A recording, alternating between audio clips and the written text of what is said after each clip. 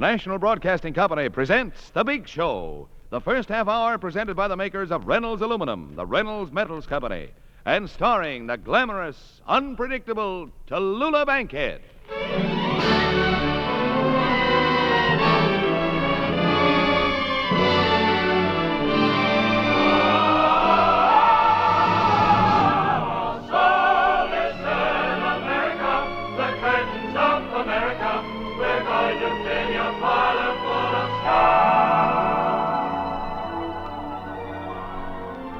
For the next hour and 30 minutes, you will be entertained by some of the biggest names in show business.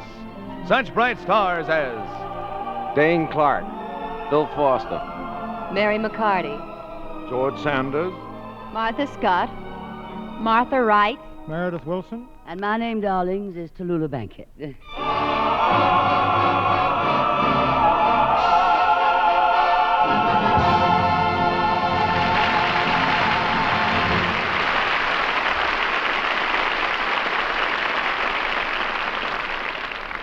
Well, darlings, I hope you all had a lovely Thanksgiving. Of course, those of you who live in states where Thanksgiving is celebrated this coming Thursday, a happy Thanksgiving to you, too. I think it's a good idea, 2 Thanksgivings a year. As a matter of fact, 2 of every holiday would suit me. 2 Christmases a year, 2 Independence Days, and naturally 2 New Year's Eves a year. I'll go along with all that, but when they get to 2 birthdays a year, I give up. I prefer it the way it is, 1 birthday every 2 years. But in between all the celebration that goes along with Thanksgiving, I always take a few hours out every year for introspection, to take note of all the things I should be thankful for. I'm thankful I'm still the most glamorous woman in the world. I'm thankful I'm still the greatest actress in the world. I'm thankful I'm still the most exciting personality of our time. And of course, darlings, oh, thank you. Of course, my darlings, I am especially thankful that I'm still so humble and modest. And this year, I'm particularly thankful we have such a darling sponsor as the Reynolds Metals Company. Well, Miss Bankhead, many women are thankful for that great work-saver, Reynolds Wrap, the original and genuine, the pure aluminum foil in handy kitchen rolls. And it's worth considering what an amazing development it represents. Less than 100 years ago, aluminum was a laboratory curiosity, more precious than gold. And right up to 1940, its growth was comparatively slow. Then what happened? Reynolds brought in competition. Competition that pushed production up and pushed the price down. From that time, the uses of aluminum grew amazingly. Aluminum to make refrigerators and washing machines more efficient, to make automobiles safer and more economical, and to create countless better products. And if a great part of today's production must go for defense, there's more aluminum on the way from the industry that Reynolds made competitive. Reynolds, one of America's great producers of aluminum.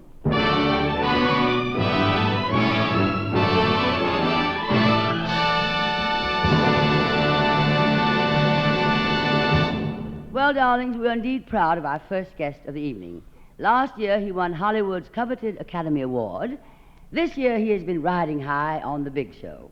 So here he is, direct from the Riding Academy, Mr. George Sanders.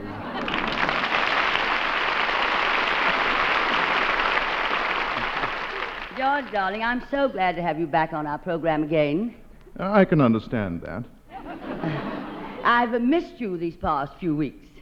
I've missed you, too. Oh, have you been listening to our program? No, that's how I managed to miss you. Well, here we go again. George, I don't understand you. I'm trying to be warm and friendly. Whether you realize it or not, I'm the very best friend you have. Pity.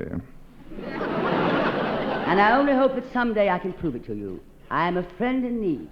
And if you're ever in need, down and out, broken in spirit, sick in body, unwanted and unloved, then you will be thankful that I am your friend. Yes. But fortunately, at the moment, I'm not down and out. I can wait, darling. You've outweighted everyone else. That's exactly what I mean. I offer you friendship. I try so hard to find a common meeting ground between us. George, I just don't know how to communicate with you, how to get through to you. May I suggest a spirit message? But I'm not dead yet. I can wait, darling. I would offer you a lift if we weren't going in opposite directions. I'll drop down and visit you. George, you're forgetting one important thing. I'll grant you a big hit in pictures before I met you, but you're forgetting it was I who started you on radio. I forgive you. Well, you've done very well on this program. And I've even heard talk on Broadway that since you've done so well with us here, the producers want to do plays with you, and someday you'll be the star of a big Broadway hit. And I can just picture myself now, coming to the theater to see you, the friend you forgot, a little old lady sitting quietly way up in the balcony, watching proudly as you play your big dramatic scene. And I turn to the person next to me and I say, "That's George Sanders. I knew him when." Well, do you think you should be talking through my big dramatic scene? Oh, of course. I'm so sorry, George. I'll be so quiet. And after your play is finished, I'll come backstage to see you. I'll wait around in the shadows until after all your friends are gone, and I'll knock quietly on your dressing room door. Yes, who is it? Come in. Good evening, Mr. Sanders. Oh, it's you. Good evening, my dear. Which is it tonight, apples or pencils? No, I'm not selling anything tonight, Mr. Sanders. Don't you remember you gave me a ticket to come and see your play tonight? Oh, yes. It was so kind of you, Mr. Sanders. I know. You've been so kind to me all these years, dear Mr. Sanders. All these years you've been giving me clothes to wear during the cold weather. Oh, it's nothing, my dear. Luckily, we both wear the same size slacks. As a matter of fact, I can never thank you enough for what you've done for me. When I first met you, what was I but a rich, famous motion picture star? And now I really want to repay you. Here is a ring which has been in my family for generations. Take it. It's yours. Oh, Mr. Sanders, not this big diamond ring. It must be at least 20 carats. It's yours, my dear. Small pay indeed. This diamond for me, Mr. Sanders, and oh, you've had it inscribed especially for me. What does it say? In case of fire, break glass.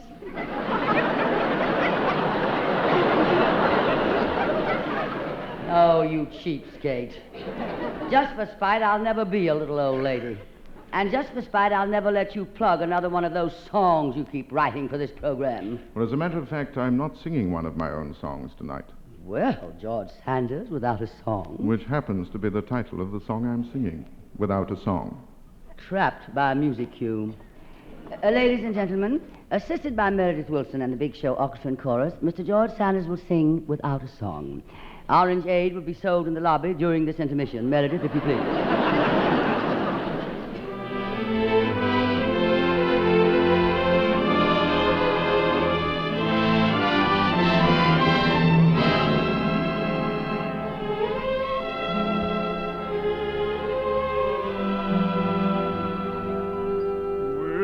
Without a song, the day would never end. Without a song, the road would never bend. When things go wrong, a man ain't got a friend. Without a song,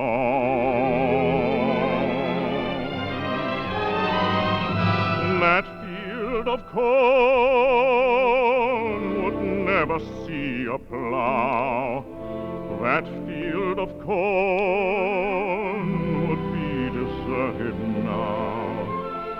A man is born, but he's no good no how. Without a song, I got my trouble and woe, but sure as I know the Jordan will roll,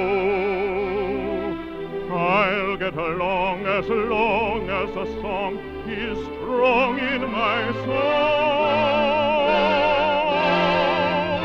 I'll never know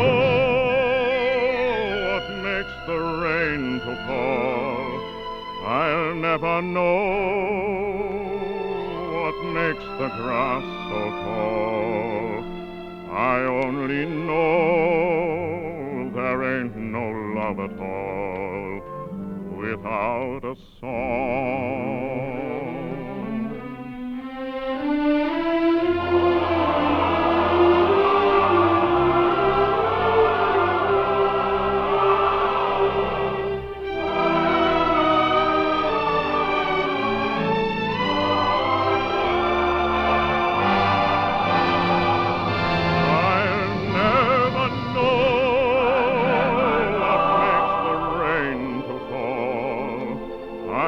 Never know what makes the grass so tall.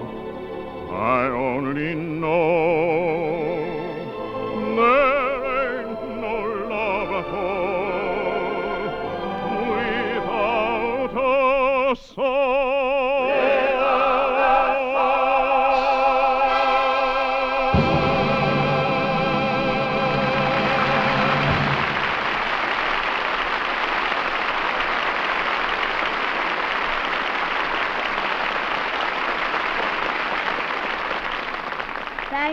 Thank you, George Sanders. You were wonderful.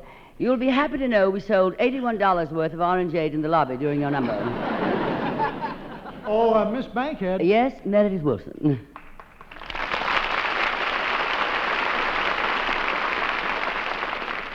Miss Bankhead, I would like to talk to Mr. Sanders, if I may. And now, Meredith, every week you hold up the show by talking to our guests. You've got to stop these dull, revolting, nauseating conversations.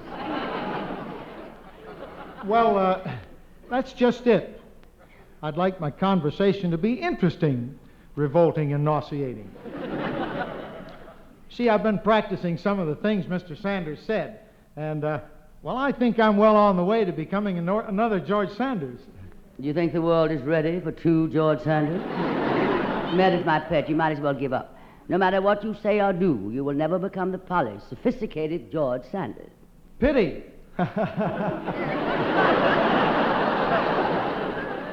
How'd you like that, Miss Bankhead? Pitiful.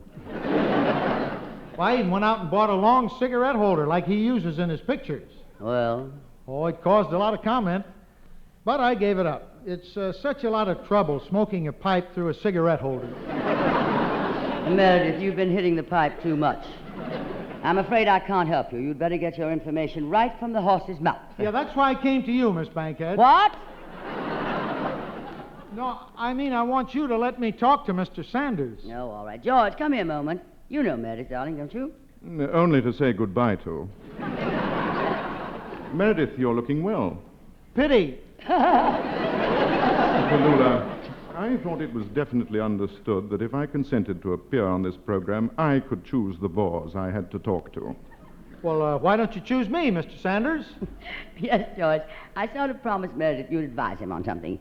You'll find he's really a wonderful fella. He's just a little bit of a schmo, that's all. A bit of a what? A schmo. Well, what Miss Bankhead means by schmo is that I'm sort of a, I guess you'd call it a yokel? Yeah, that's it. Thank you, Mr. Sanders. Anytime. I must remember that word, yokel. Don't worry, darling. There'll always be somebody around to remind you. And may I remind you, it's time for a number by your orchestra. I heard you rehearsing Too Young this morning. Yeah. Well, for heaven's sakes, don't play it. Why don't you play one of my favorites? That bouncy tune you wrote. This is it. Okay, Meredith, will you, darling, if you please?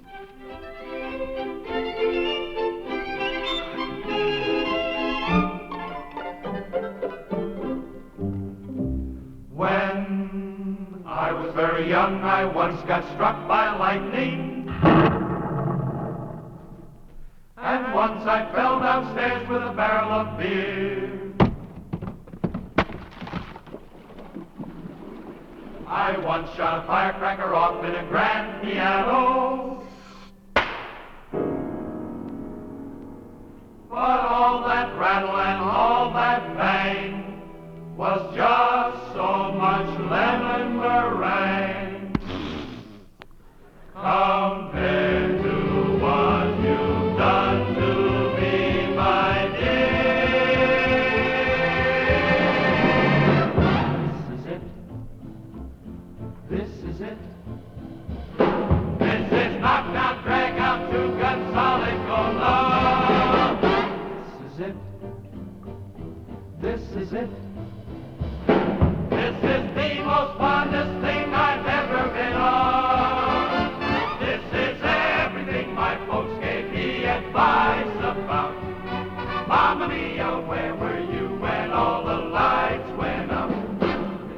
it. Stars above. This is knocked out, drag out, two-gun, solid gold love.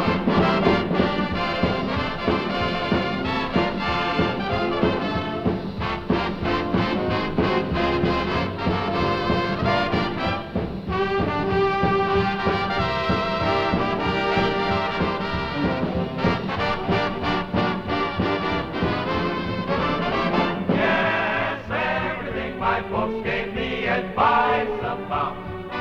Mamma mia, where were you when all the lights went out? This is it, stars above. This is knocked out, drag out, two-gun, solid gold love. This is it, stars above. This is knocked down, drag out, two-gun, solid gold.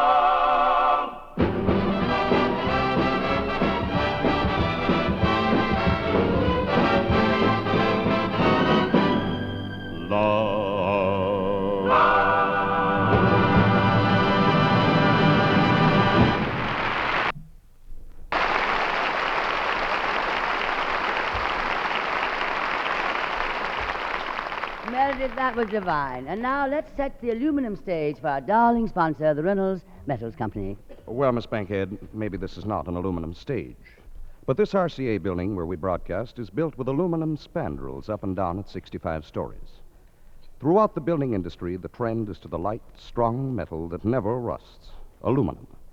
You'll find Reynolds aluminum in the towers of skyscrapers, in the bright storefronts of modern Main Street, in building entrances, canopies, awnings, railings, doors.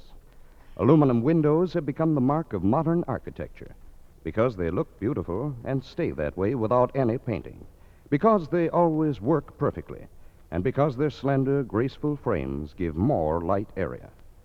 America's great defense plants, too, are being built more and more with Reynolds aluminum. Aluminum roofing and siding practically eliminates maintenance, and it also improves the workers' comfort by reflecting radiant heat, keeps the interior cooler in summer, warmer in winter. Yes, America is building better with the modern metal, aluminum. And in this field again, Reynolds stands out as pioneers of progress through aluminum.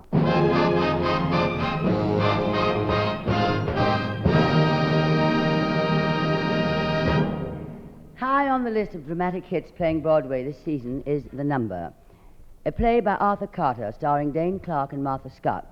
It is our pleasure to bring you the stars and a scene from the play tonight on The Big Show. Dane Clark and Martha Scott in Act 1, Scene 3 of The Number.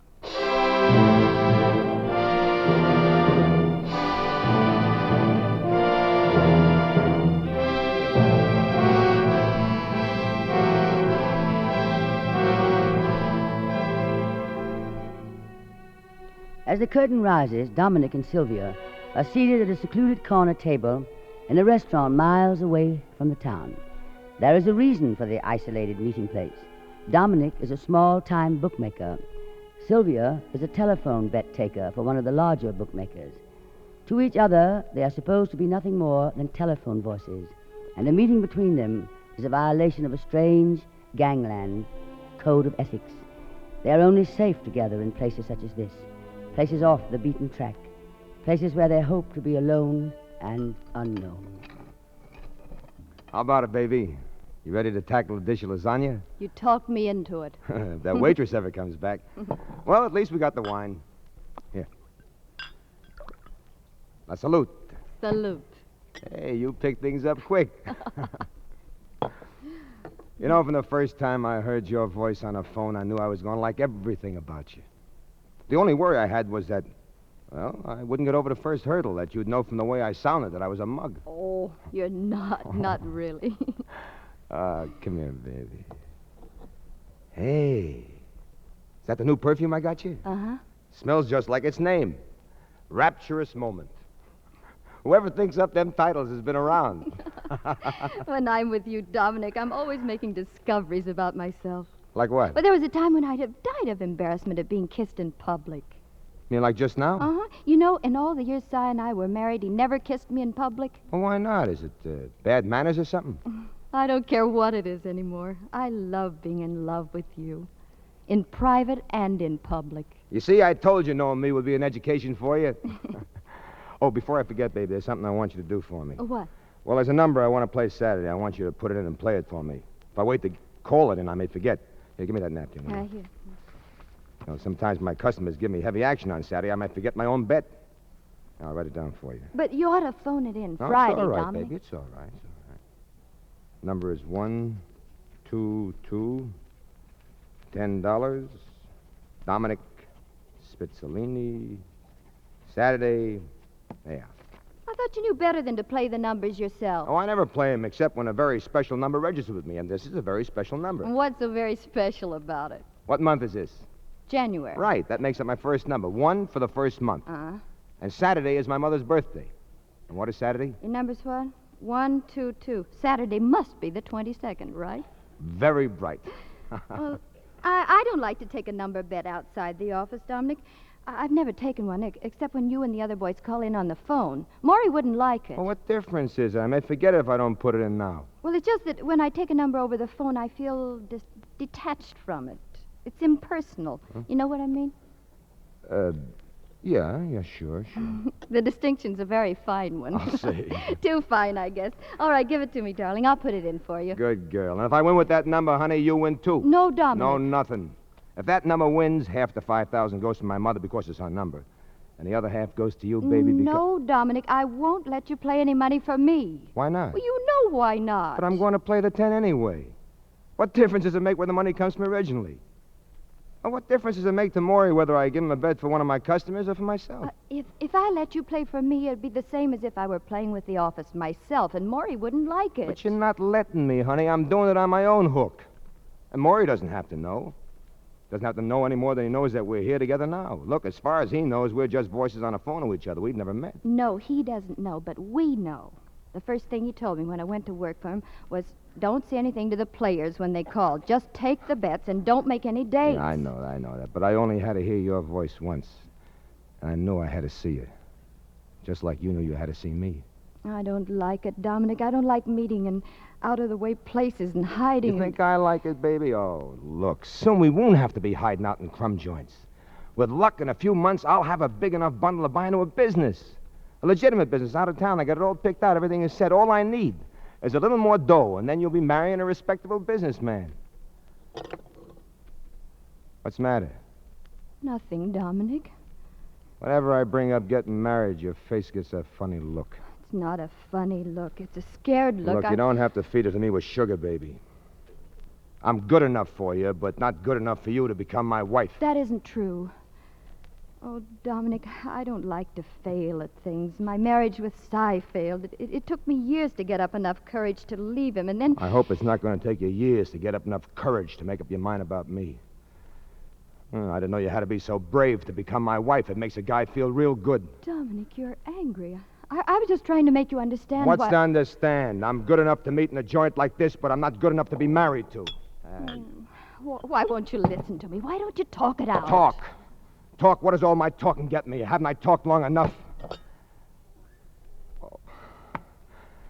Baby, what can I tell you that will make up to you for what I'm not? Look, I don't blame you, honey. I know I sound like I'm blaming you, like it's all your fault, but I know whose fault it is.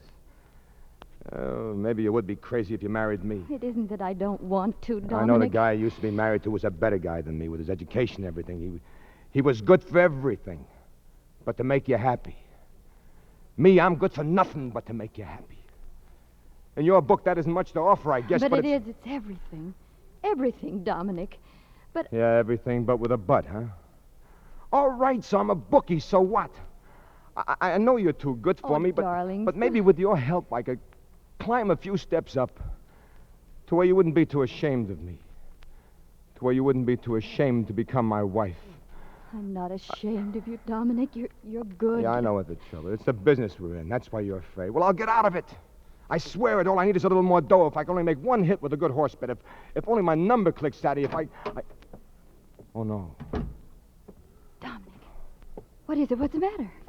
Oh, that guy just came in. Don't look. What? Oh, what is that knucklehead doing way out here? Who is it? Guy named Dolly, one of the boys who does business with Maury. Dolly. He's never been to your office, has he? He doesn't know you? No, but I talk to him on the phone every day. As long as he's never seen you, we're lucky. Maybe he won't see us. I'll keep looking away from him. Would it be very bad if he did know who I was? And he saw you with me? Oh, that blabbermouth of his, Maury would know in half an hour. I only hope... Oh, God. He's seen us. He's coming over. Oh, don't talk. Hey, Dominic. Dolly! Well, what do you know? I kept looking over here. I thought it was you. What are you doing out here? Oh, we came out here for the lasagna. They put out a terrific dish of lasagna Is that here. so? You think a food in a joint at a place like this would be lousy? No. It's great. Why else would I drive all the way out here? Say, what brings you out this way? Just waiting for a friend to pick me up in his car. Got a little business up the road. A couple of guys in the service station like to make bets, but they ain't too sudden with the payoffs when they lose. Oh. Well, ain't you going to introduce me to your girlfriend? Sure. Excuse me, Dolly. I'm so surprised to see you here. Dolly, this is Sally. Sally, I'd like you to say hello to an old friend of mine, Dolly. Pleased to meet you. How do you do? You crazy about lasagna too, Sally? Yes, I'm crazy about lasagna, too. Hey, I ever meet you before? You from town? No, Dolly, no. She's from out of town, upstate. Yeah, I come from upstate. Well, there's something familiar about you. Something funny, ain't it? Well, maybe Sylvia looks like someone you used to... Sylvia? I thought you said Sally. How stupid can I get? You know, I never call you Sylvia when I'm talking to you, do I, honey? When I'm talking about you, I always call you by your regular name, but when I'm talking to you, I always call you by your nickname, Sally. Yeah. Sure, I know how it is. All you guys call me Dolly. My folks call me by my real name, Edgar. Well, where did the Dolly come from? Because I like the dolls. You know me, Dominic. Hey, there's my friend now. See you around, Dominic. Sure thing, Dolly. Nice to meet you, miss. Very nice meeting you, too. I could swear I knew you from someplace. Something awful familiar. Well, maybe I'll remember if I see you again. So long. So long, Dolly. Oh, I think I gave it away, Sylvia. No, you covered it up all right. Did I? Do you think I did? Look, darling, I'm sure you did. But I planted the name Sylvia in his head. And that little sharpie might just make the connection. I recognized his voice. You see, if you recognize his voice, then but he must have I recognized knew it was Dolly. But he knows now that your name is Sylvia. And he said he thought you'd met, and he's right. He meets you every day on the phone. He'll forget all about us the minute he leaves here. Oh, why did I let your name slip? Why didn't I think? Dominic, what would Maury do if he found out about us? It all depends. On what? If it put ideas in his head, it wouldn't be so healthy for me. What kind of ideas? Ideas like you've been helping me to beat him. He wouldn't think that. He wouldn't. Oh. Every bet I won since you've been working for him would look suspicious. I know, Maury. But I haven't been helping you to beat him. I know it, but can you prove it? I never thought of that before. Well, start thinking about it, baby. Someday proving it or not proving it is going to make a big difference in my future. I don't want to wind up like Billy Mullen. What happened to Billy Mullen? He disappeared. One day he just disappeared. Oh, no. Come on, let's get out of here. Well, where are we going? What can we do? Wait. We'll just wait until we find out whether Dolly gets wise. And if he does? Maury will know. And when he knows, we'll know. Oh, darling, what'll we do? Look, we've got tonight, baby. Let's make the most of it. Maybe it's all we've got.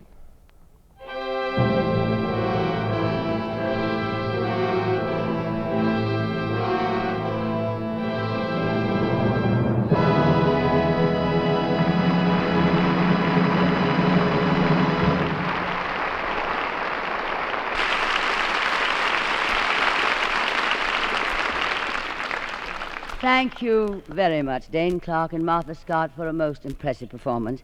And if you two will stick around, I would like to chat with you. But first, our darling sponsor, the Reynolds Metals Company, wants to know, have you a little aluminum in your home? Chances are you have much more than a little Reynolds aluminum in your home. Well, let's see.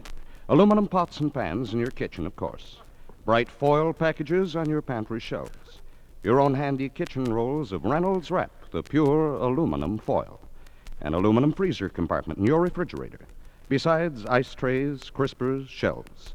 Aluminum in all your household appliances. And what else? Are you one of the fortunate homeowners who have Reynolds aluminum windows and heat-reflective foil insulation? Are the rain gutters around your house and the flashing on your roof Reynolds Lifetime aluminum? And how about the aluminum ducts of your heating or air conditioning system? Did we say a little aluminum? Why, this is the age of aluminum. Reynolds aluminum.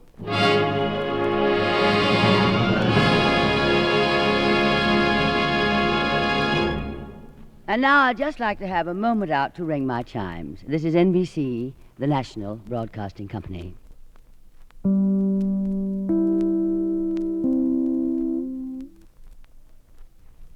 This is The Big Show, Act Two. And here again is Tallulah Bankhead. Come over here, Dane Clark and Martha Scott, will you, darlings? I want to talk with you. I'm dying to know how you two make out with your romance in the number.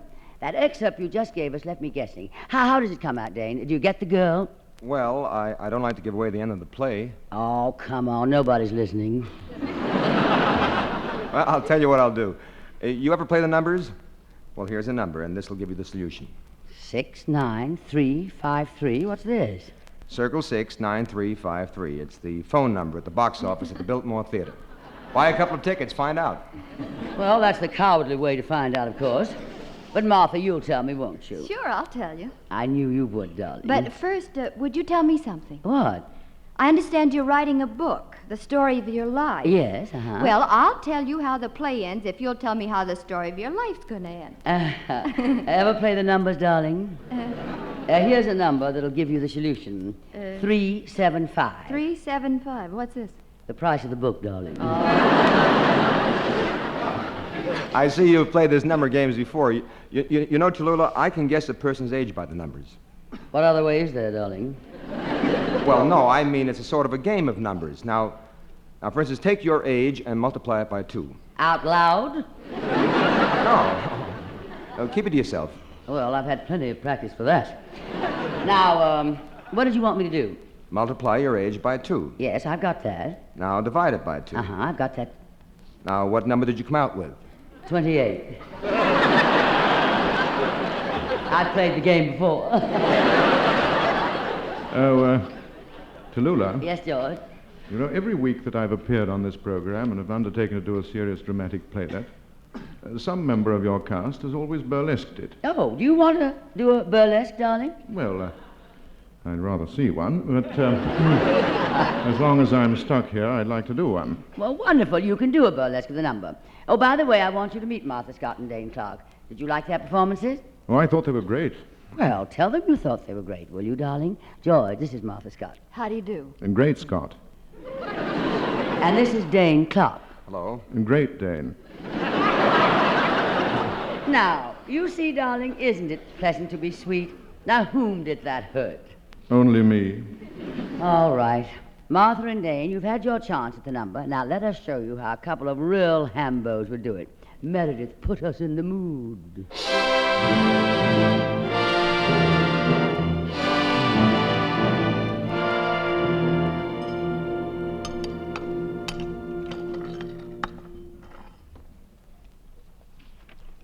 This is a quaint little restaurant you've brought me to, Dominic. And do you like it, Sarah? Darling, my name is Sylvia. Oh, I beg your pardon. What a lovely place for dinner. It must be miles from London. It is. This is Paris. Well, however did you find it, Dominic? And well, I'll tell you, Sidney. The name is Sylvia.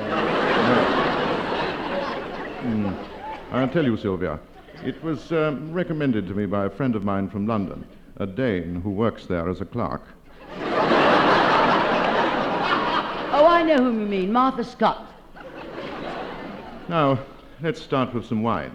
Innkeeper, Madame Lasagna, a bottle of wine and 2 glasses. Dominic, darling, suddenly I feel nervous about being here with you. Why, Celia? Sylvia. I knew it started with an S. Why, Sylvia? Just because I'm in the numerals racket?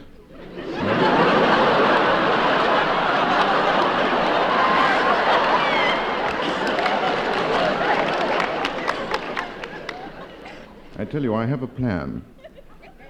You're going to tell me what the numeral is for tomorrow, and I shall place a big wager on it. And we'll be rich.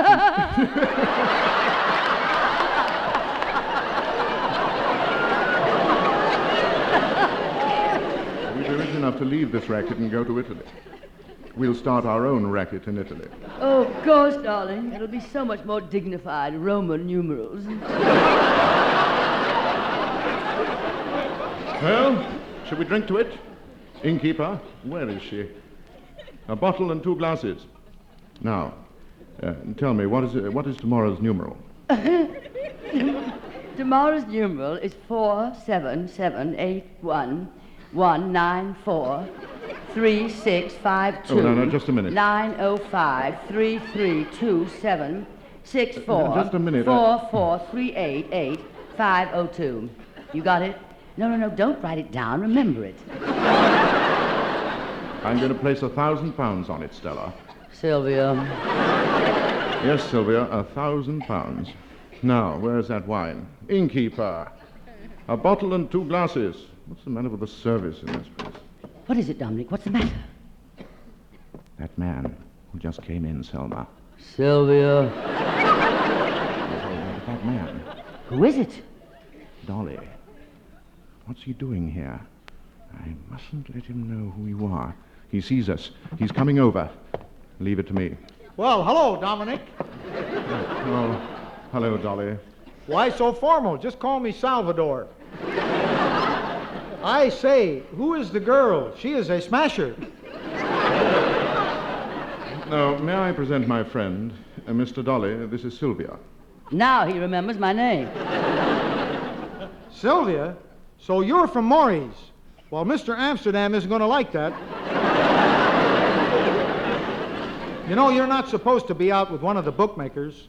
There's only one thing to do. No, not that. I'm sorry. It's the boss's order. Innkeeper, a bottle and 1 glass.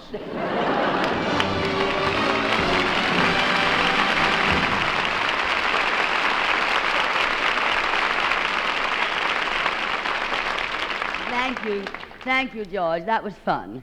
I don't care what anybody says. And now, a lovely singing star. When Mary Martin left the New York Company of South Pacific to go to London to play it there, Dick Rogers and Oscar Hammerstein were sorely pressed to find someone to replace Miss Martin. Many applicants turned up for the job, but they were waiting for Miss Wright to come along. Miss Wright turned out to be Miss Martha Wright, who won the plaudits of all the critics for keeping South Pacific the hit it still is. For her selection tonight, Miss Wright has chosen another Dick Rogers hit, Falling in Love with Love. Meredith, if you're ready, darling.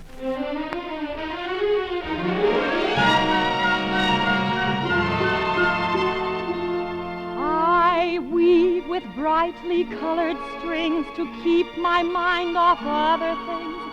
So ladies, let your fingers dance and keep your hands out of romance. Lovely witches, let the stitches keep your fingers under control. Cut the thread, but leave the whole heart whole. Merry maids can sew and sleep, wives can only sew and weep. Falling in love with love is falling for make-believe. Falling in love with love is playing the fool. Caring too much is such a juvenile fancy. Learning to trust is just for children in school.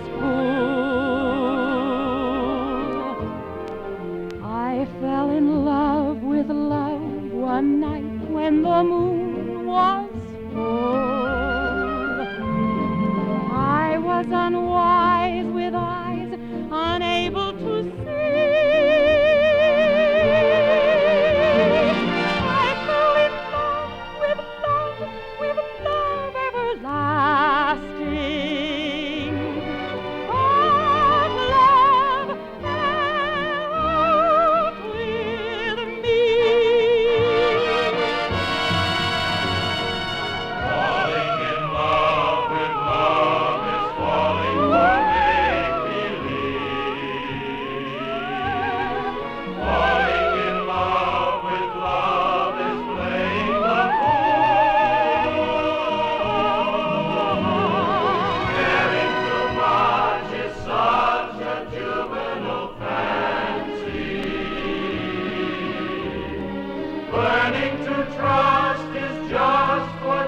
read in I fell in love with love one night when the moon was full. I was unwise with eyes unable to see. I fell in love with love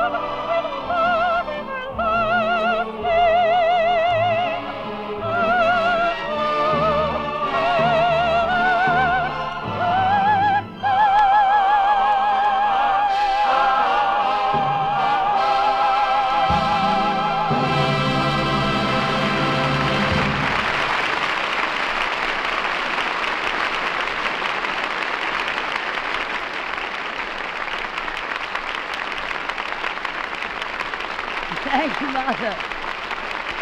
Thank you. What a lovely voice you have, Martha. Come here, I want to talk to you, Martha Ray. Ray? No cheering for yourself, darling. It's Martha Wright. Oh, yes, I'm wrong. You're right. I always wondered what happened to Abbott and Costello.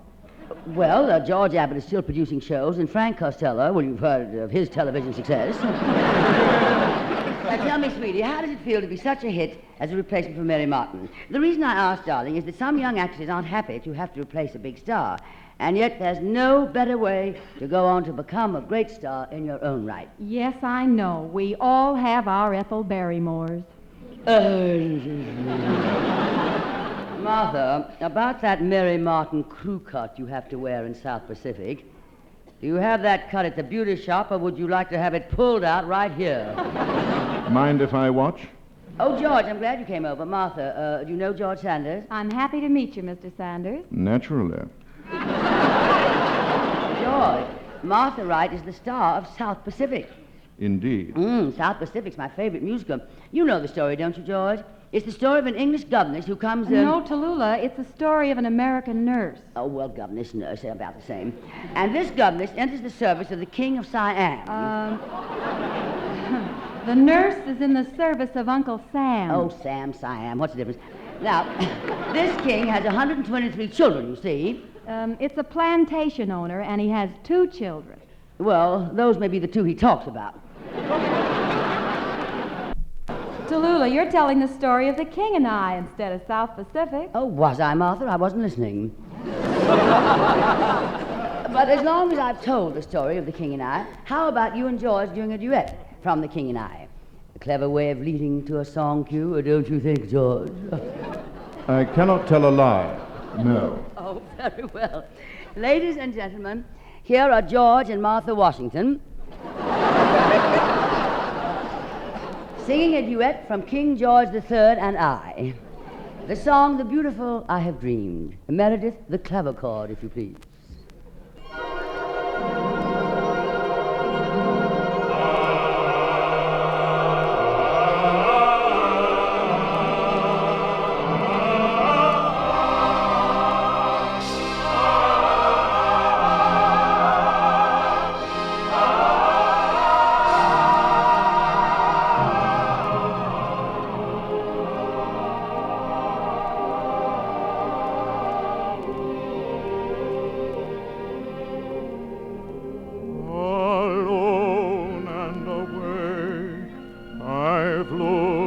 The stars, the same that smiled at you.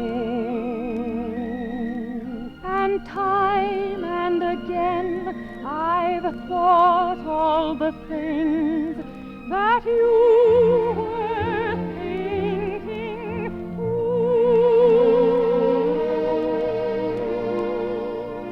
I have dreamed that your arms are lovely. I have dreamed what a joy you'll be.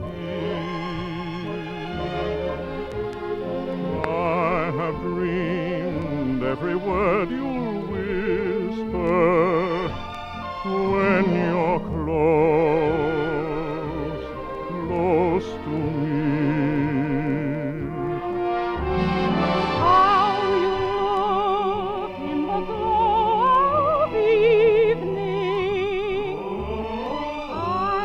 dreamed and enjoyed the view. In these dreams I've loved you so, but by now I think I know what it's like to be loved by you.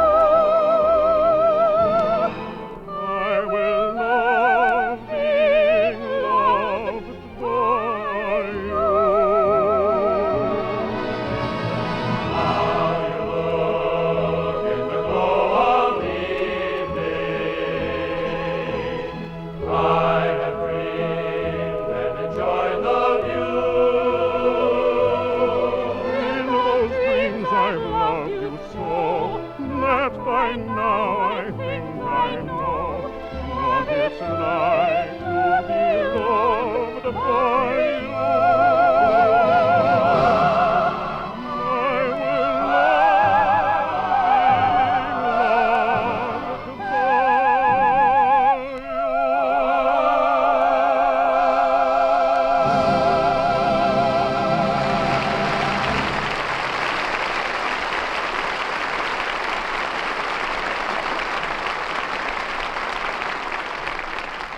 Bravo, George Sanders and Martha Wright. What a wonderful plug for South Pacific and I. And now, darlings, let me tell you that I like to think of myself as a discoverer of young talent. It so happened that a few weeks ago, I was at a smart little East Side nightclub, and I was quite impressed with the young, talented lady who entertained there. She was fresh and young and beautiful, and she had some wonderful material. I asked her if she would like to come on the big show this week. Well, unfortunately, she said she'd be out of town this week. But sitting at the table next to me was Mary McCarthy, who also liked her. So here she is, Mary McCarthy.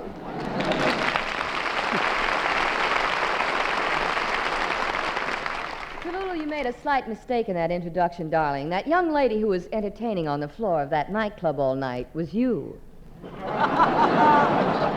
Me?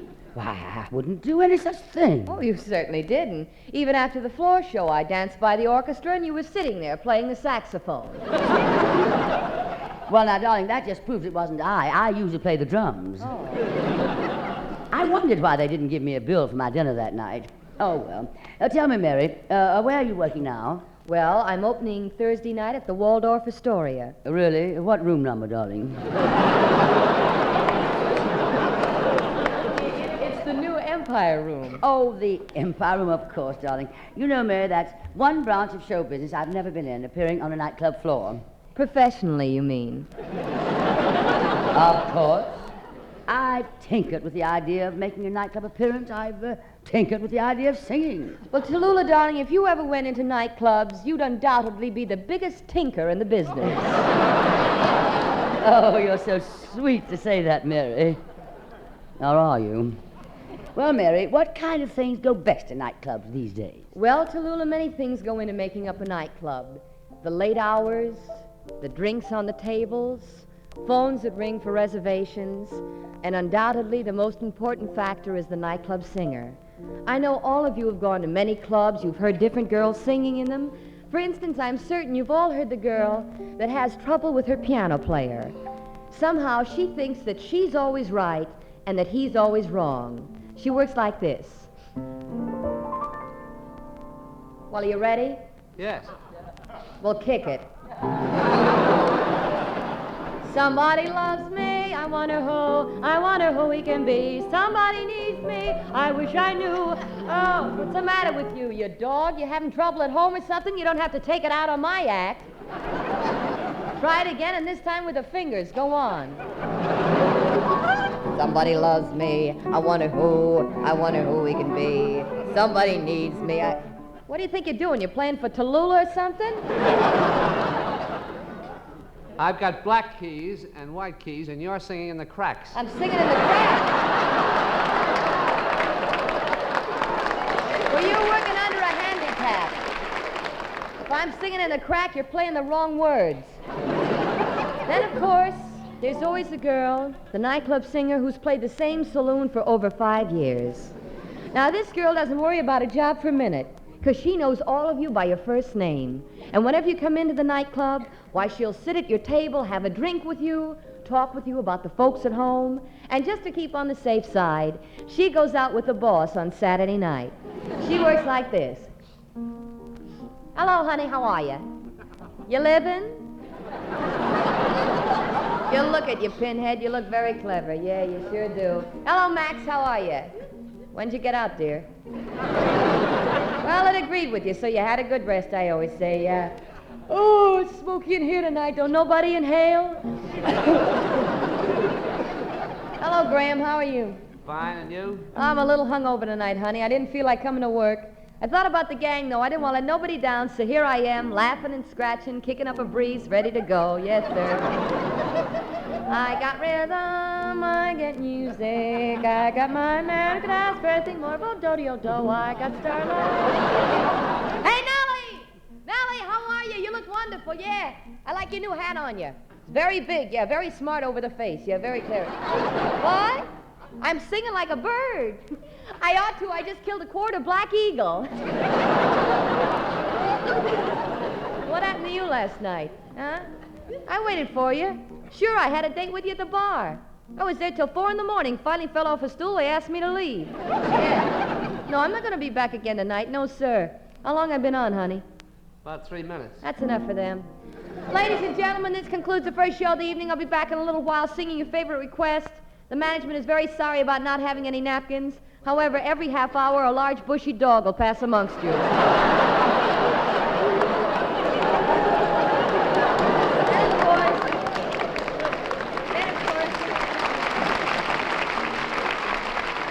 Then, of course, there's always the girl from a small town. She and her folks have saved their money, and they hope that when the kid gets to New York, maybe with good luck, she'll get a Broadway show. She runs into a Broadway shark, and he says to her, "Now, look, honey, you gotta sing loud, you gotta sing fast, you gotta sound like you don't need the money, see? And it's very important, little girl, that you sing an arrangement. Now, I got an arrangement here, baby, that I'll sell you very cheap. It includes Cole Porter, Irving Berlin, Rodgers and Hammerstein, everybody who was ever anybody in the music game. I guarantee you, little girl, you use this arrangement, you get every job you audition for." She gives this man all of her money, and unfortunately, she winds up as the girl with the over-arranged arrangement. You can usually tell this by her introduction, which goes something like this.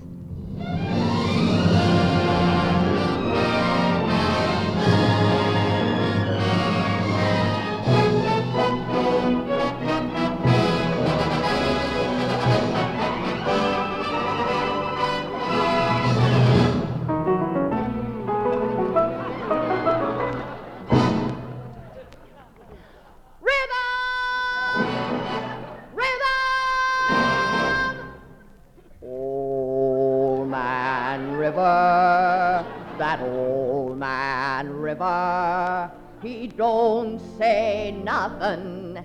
He didn't say yes, he didn't say no, he didn't say stay, he didn't say and living is easy, easy, breezy, cheesy, Louisy, we're having a heat wave, a tropical heat wave, river, heat wave. Old man River, that old man River, he asked me how I knew my true love was true. I, of course, replied, "Talk that large, lift that veil, get a little drunk, and you land in heaven." I'm in heaven when they begin the begin. It brings back the night in Guadalajara, Guadalajara.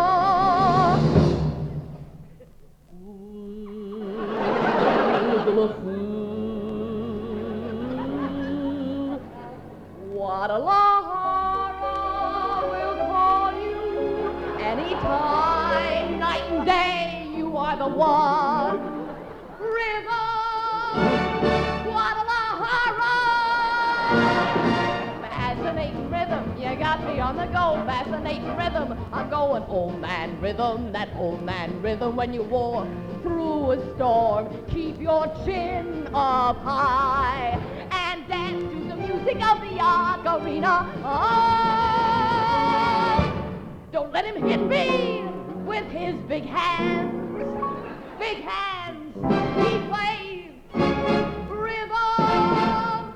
Old man river, that old man river. No pot-belly bully, I'd bully, he'll boss him around.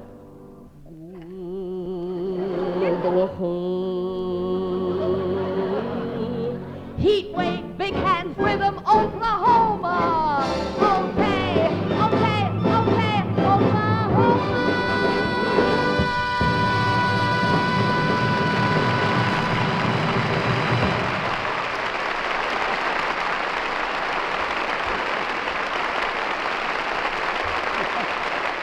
Oh, Mary, darling.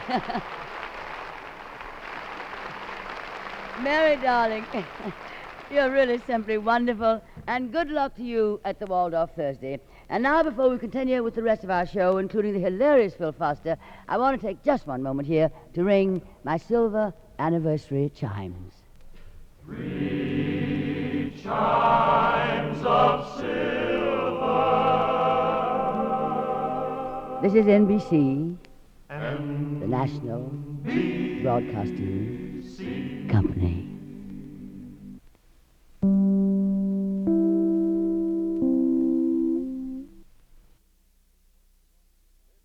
This is The Big Show, Act 3. This portion brought to you by Chesterfield. Sound off for Chesterfield. Get something new, something no other cigarette has. Chesterfield, mildness plus no unpleasant aftertaste. By Anacin, for fast relief from pain of headache, neuritis, and neuralgia. And by Dentine, the gum with breathtaking flavor. And Chiclets, the candy-coated gum with the flavor that won't chew out. Now here's an old friend, Bing Crosby, sounding off for Chesterfield. Sound off! Sound off! Sound off for Chesterfield. Friends, take a tip from Brother Bing. Get on the ball, get in the swing. Chesterfield is on the move with something smokers all approve. Mildness plus, no aftertaste. Mildness plus, no aftertaste. No unpleasant aftertaste in Chesterfield. That's right. From Florida to Oregon, Chesterfield salesmen are on the run, bringing dealers fresh supplies of the smoke that satisfies. Chesterfield. Chesterfield. Chesterfield. Chesterfield. Milder, milder, milder, milder. Chesterfield. That's right. Yes, Chesterfield is the smoke for you. They're milder, better tasting too. Chesterfield now sets the pace with no unpleasant aftertaste. So here's what we want you to do. Right now. Yes, here's what we want you to do. Right now. Sound off. For Chesterfield. Oh, sound off. For Chesterfield. Try a pack of Chesterfields. Do it. Today. And here again is Tallulah Bankhead. Thank you, Ed. Although Phil Foster is one of the younger comedians, he is a veteran of The Big Show, this season and last season. After the hit he made here some weeks ago, we couldn't wait till he came back. So here he is now, darlings, Phil Foster. Thank you. If I may, I'd like to talk to the women, both in homes and in the audience. No, I mean it. I'd like to talk to some of the mothers and grandmothers. On behalf of the men of this country, I'd like to say something to you women. Know you're going crazy? The way you've been naming the newborn babies, you got to be out of your minds. Not that these names are so bad, but the combination between the first name and the last name just doesn't seem to fit. I'll show you what I mean. I have a friend over in Brooklyn, a fellow by the name of Leo Klutz. His wife just gave birth to a baby boy. What do you figure they named the kid to give him a head start in this world? You ready? That's not his name, you ready? I mean, you ready? Huntley Fairfax. Huntley Fairfax Klutz. And if that ain't a klutz, whatever happened to the old-fashioned names like Joey, Eddie, Freddie, Milt, Sid, Sam? These names you don't hear anymore. Today you go in any park, I don't care what park you go, you'll always find the mothers hanging around one bench. On the sides, the kids are playing. Now, one fact we must face together. These kids today are brilliant. Wow, what minds in these kids today. They're so intelligent. They're born at the age of 30. These kids today will never play the games we used to play. Go explain to any kid today that years ago my mother used to have to buy a broom every 3 weeks. To this day, my mother can't figure out what happened to the brooms. I used to steal them, use it for a bat to play a game of stickball, or pussycat, or wanna-cat, or punchball. There's a beautiful game, punchball. Kids today never even heard of the game punchball. Yet you're looking at a guy who used to hit 2.5 sewers. With a Spalding high bouncer. I'll give you some other games. Remember, you used to take the fattest kid in the block, put him up against the wall. Johnny the Pony, 1, 2, 3, all off. Ring Alivio, capture the white flag, kick it a can. Beautiful games. Kids today don't play these kind of games. They're too intelligent. They play their own kind of games. So they got one kid tied to a tree and they're burning him. The mothers see what's happening. They can't yell at the kids like in the old days. The old days is the funny thing. Every time I did something wrong, my mother's watched me from a window. My mother's the only woman I know who could see around the block. If I jumped the back of an ice wagon and steal a hunk of ice, a small piece of 15-cent piece, my mother once screamed from the window, "Philly, I didn't do it, Ma! He did it!" Today, mothers can't yell like that because they bring up children by a book. And the book says you shouldn't yell. You'll give the kid a complex. You gotta show him where it's wrong in burning another boy. While the other one's burning. So they stop at these names. These names are beautiful, but they don't fit. Skylar. Meredith. I heard the name last week. It was a beauty. Lafayette. Can you just picture the grandmother calling this kid? Lafayette. I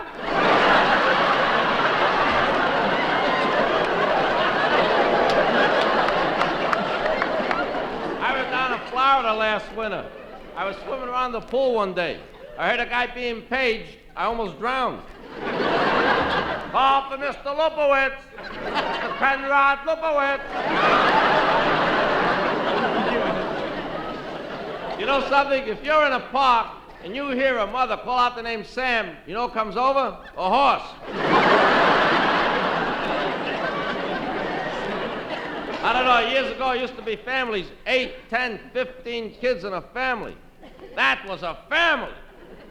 Today, a mother has one kid. One miserable little brat. They don't know what to do with it. Mix up the house with one little kid. Both grandmothers, both grandfathers, 2 nurses, 3 butlers, 7 maids, 8 neighbors. Everybody's watching the kid. Heaven forbid the kid's head should go up on the side, something like this. They call a specialist. Nobody can figure out why the kid's head rolled to one side. He's tired!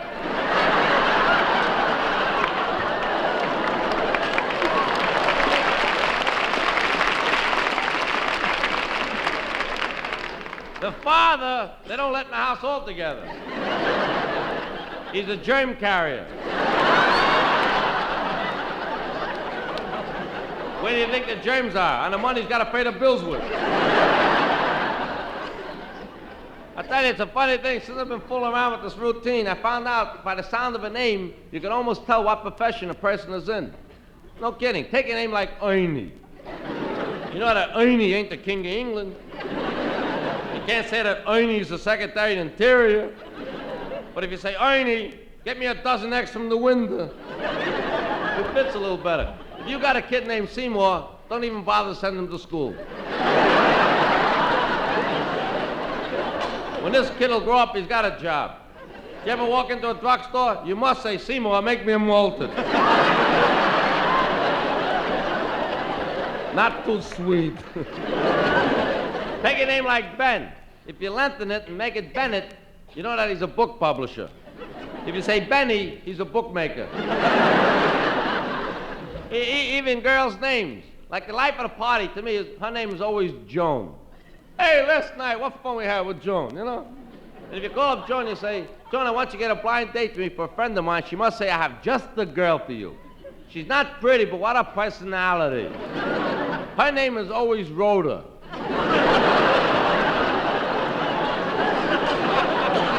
And if Rhoda can't come because she has a head cold, she always sends her best friend to replace her, Zelda. I don't know, in the old days, families were so large, they didn't have enough names to go around. Sure, the old man came home from work and said, you know, you became a father again? He went, what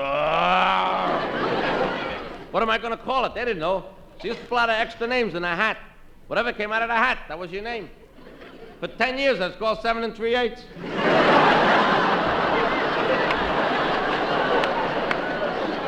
And here's the biggest surprise of them all. I just finished. Tallulah.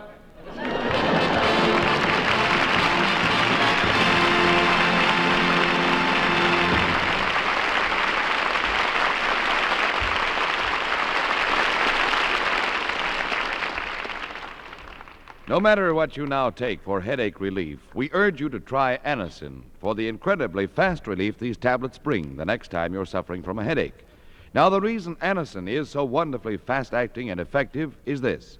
Anacin is like a doctor's prescription. That is, Anacin contains not just one, but a combination of medically proven active ingredients in easy-to-take tablet form. Thousands of people have received envelopes containing Anacin tablets from their own dentist or physician, and in this way discovered the incredibly fast relief Anacin brings from pains of headache, neuritis, or neuralgia. So the next time a headache strikes, take Anacin for this wonderfully fast relief. Anacin, A-N-A-C-I-N.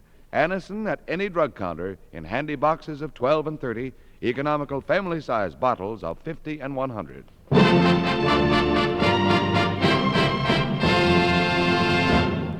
While reading through a book of diminutive dramas by Maurice Baring, I came across one entitled Catherine Parr. Catherine Parr was the sixth and final wife of King Henry VIII, and their breakfast conversation in the play seemed the sort of thing that might take place any morning between any husband and wife, with a few minor royal exceptions. And so, with George Sanders as Henry VIII and myself as Queen Catherine Parr, let's set the royal table.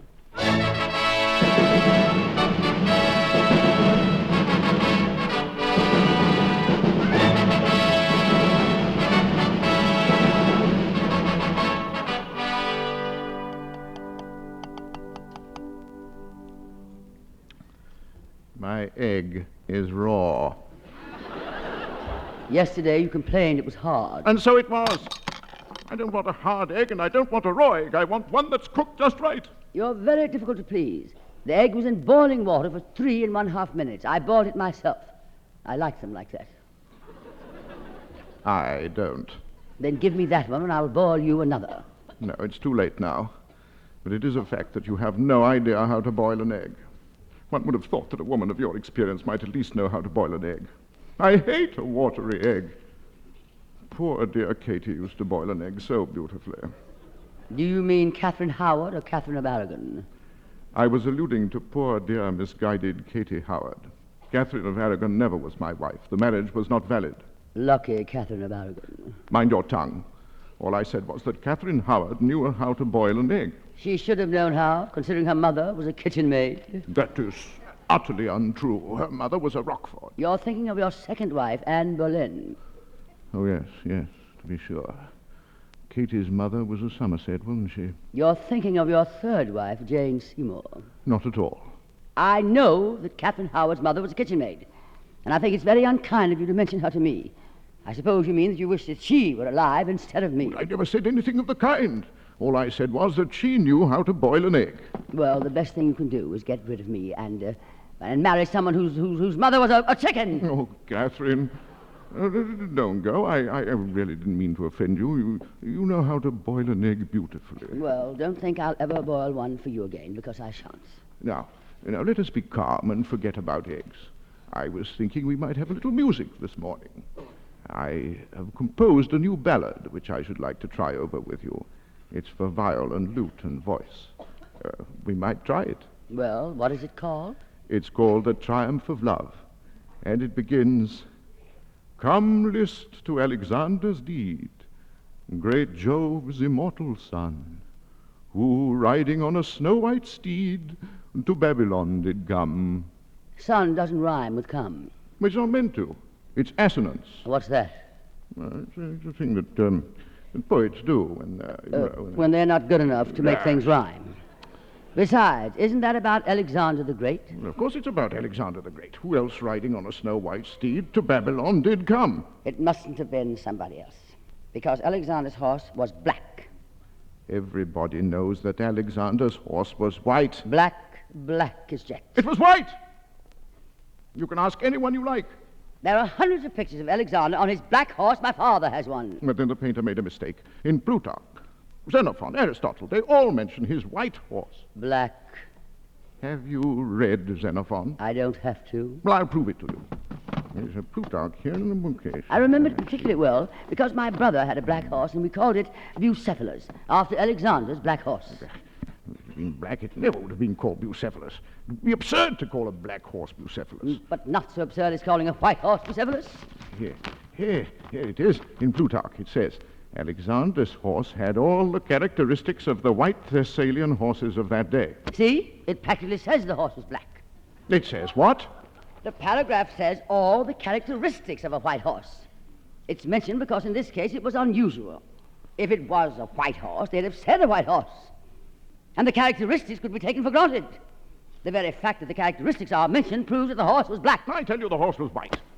I know it as well as I know my own name. Even that must confuse your times. You have the names of so many wives to remember. Pray, what brings my former wives into this? You did. When? Before, with the eggs.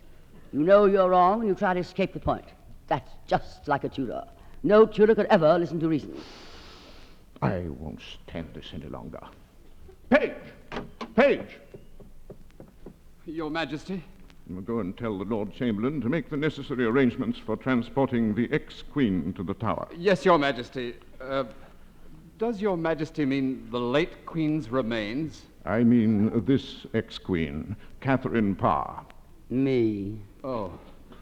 Yes, Your Majesty. And tell him to prepare for an execution. Yes, Your Majesty. And on the way, ask Dr. Butts whether Alexander the Great had a white horse or a black one. It was black. Well, since I'm to be executed, I dare say you will allow me to go and pack my things. No, wait a moment. There's no hurry. I beg your pardon. I have very little time and a great many letters to write. And I wanted to have some music. I'm so sorry. My singing voice is not at its best when my head is off. Perhaps you can find someone else with a stronger throat.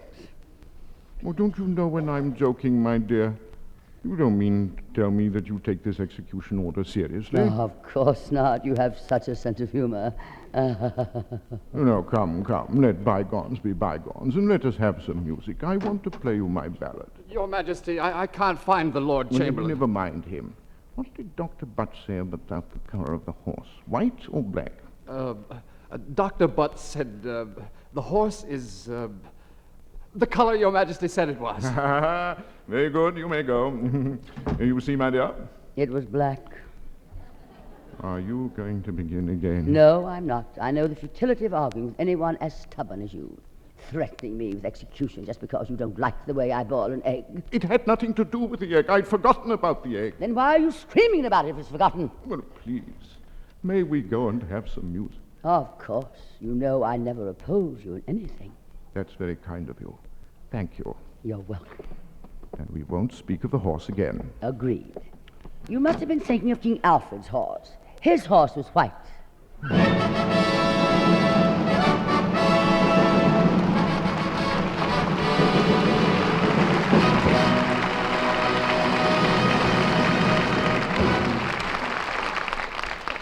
Thank you, George Sanders. You were magnificent. Of course, not quite as magnificent as the talented and beautiful ingenue who worked with you. Tallulah?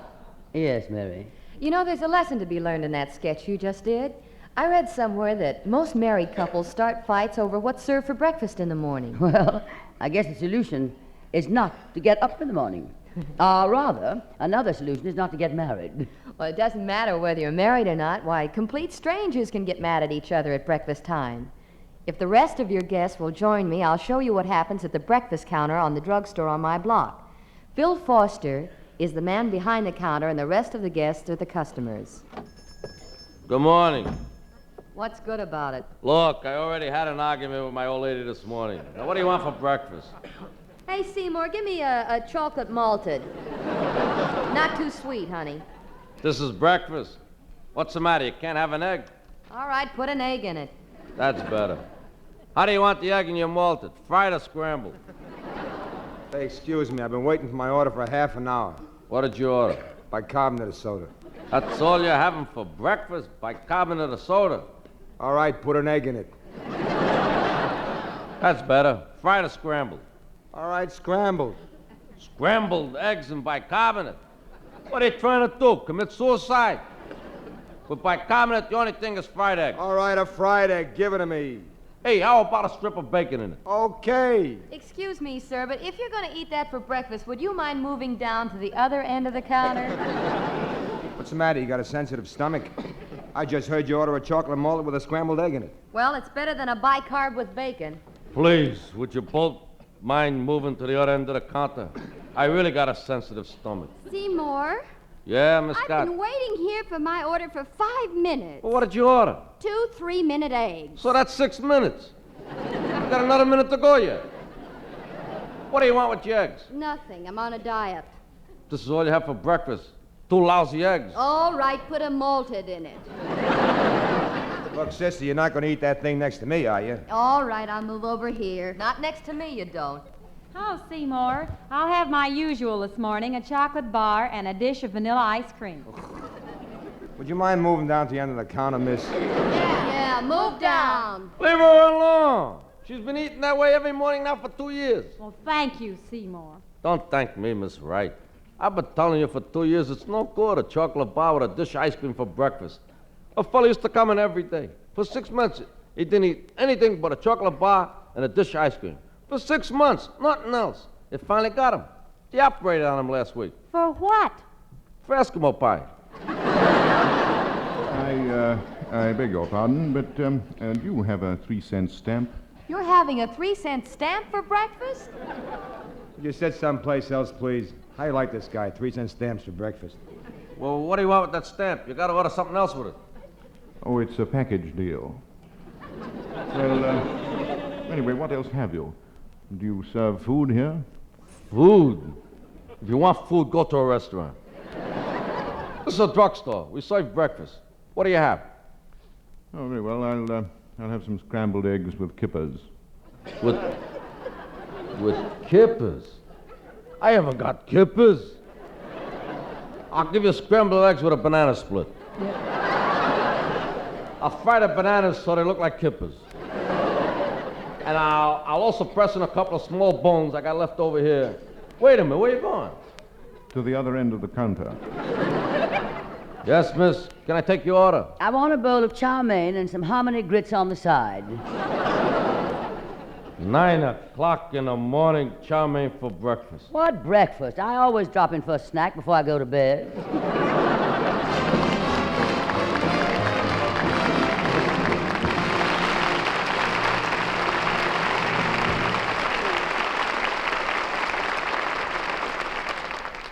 And now, here's something of interest to you. For breathless moments. For your breathless moments. Chew Dentine, the gum with breathtaking flavor. Dentine tastes so good. Dentine freshens your breath. Dentine helps keep your teeth sparkling clean and white. Dentine, the gum with breathtaking flavor. Before you go out, and always after eating, drinking, smoking, refresh your breath with Dentine. You'll love Dentine chewing gum, for Dentine has a wonderful, tingling, nippy flavor that lingers on and on. It's delicious. And remember, Dentine helps keep your teeth white, too. Keep Dentine handy. You'll enjoy refreshing your breath when you chew Dentine. So, for breathless moments, for your breathless moments, Chew Dentine, the gum with breathtaking flavor.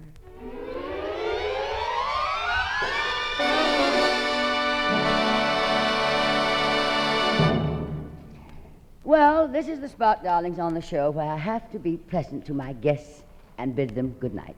Well, it's difficult to be pleasant when I know what they must be thinking about me. Well, now you just take that Mary McCarty, for instance. She must be thinking of the lesson she learned tonight from just sitting up here on the stage watching the great Tallulah Bankhead work. I certainly learned a lot from watching the great Tallulah Bankhead work tonight. Boy, I'm going to save my money so I'm not going to end up like her. And then that poor little Martha Wright, a young star with her first big Broadway break. How she must envy me.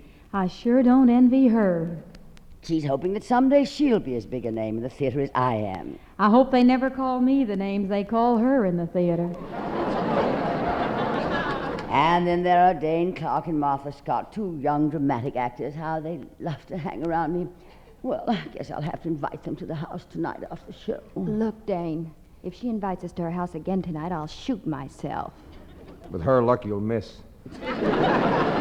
Listen, Martha, if you get there ahead of me, I'll telephone you that somebody's ill at home. Yeah. And then when you leave, you call me. Suppose it doesn't work. Then there's always this ring. Dane, you mean? There's enough poison in there for both of us. It's the only way. Hams. And that Phil Foster, he can't make me out at all. He's still trying to figure out if I'm animal, vegetable, or mineral. What a tomato. That Tallulah Bankhead. And what a name, Tallulah. You know, since she's been doing this program, there's been more kids around named Tallulah. I saw 2 kids in a park, and the little boy says to the little girl, "What's your name?" And she says, "Tallulah." And she says to him, "What's your name?" And he says to her, "Same thing, Tallulah." You know something? He sounded more like Tallulah than she did.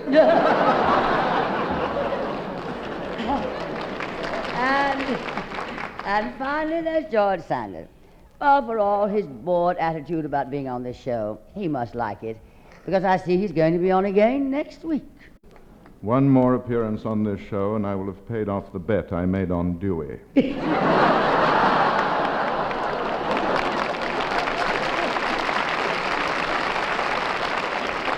Well, that's our show for this week, darlings. And we hope you'll be with us next week when our guests will be Fred Allen, Dolores Gray, Portland Huffer, Paul McGrath, Lawrence Melchior, Ginger Rogers, George Sanders, and others. And, of course, our very own Meredith Wilson and the Big Show Orchestra and Chorus. Until then, may the good Lord bless and keep you, whether near or far away. Mary. May you find that long-awaited golden day today. Meredith? May your troubles all be small ones, and your fortune 10 times 10. Dane? May the good Lord bless and keep you till we meet again. Martha Wright? May you walk with sunlight shining and a bluebird in every tree. May there be a silver lining back of every cloud you see. Phil? Fill your dreams with sweet tomorrow. Never mind what might have been. Martha Scott? May the good Lord bless and keep you till we meet again. George? May you long recall each rainbow, then you'll soon forget the rain. May the warm and tender memories be the ones that will remain. Fill your dreams with sweet tomorrows. Never mind what might have been. May the good Lord bless and keep you until we meet again.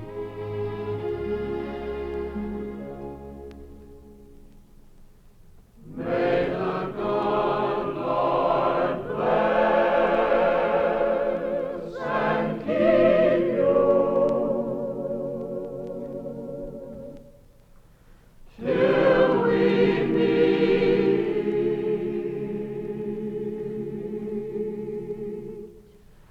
Till we meet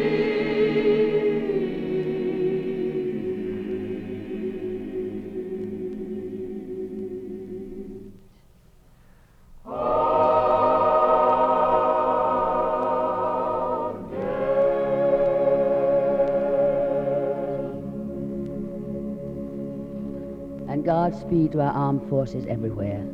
Good night, darlings.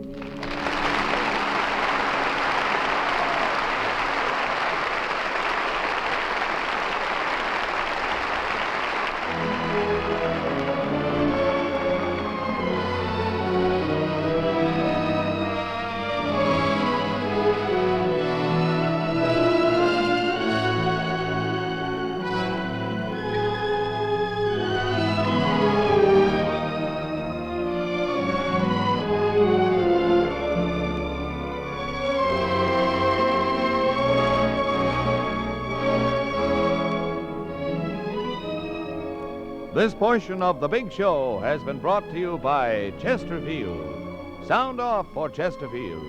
Get something new, something no other cigarette has.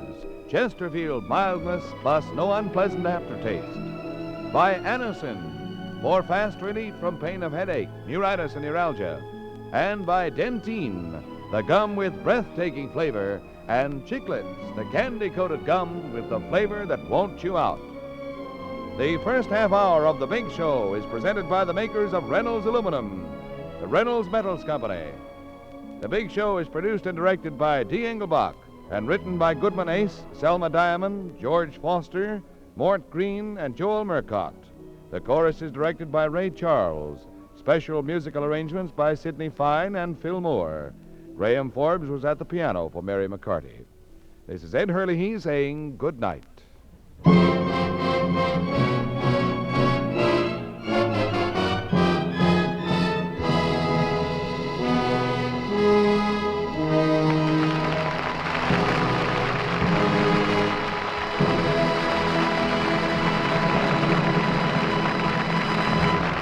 Enjoy mirth and music with Phil Harris and Alice Faye next on NBC.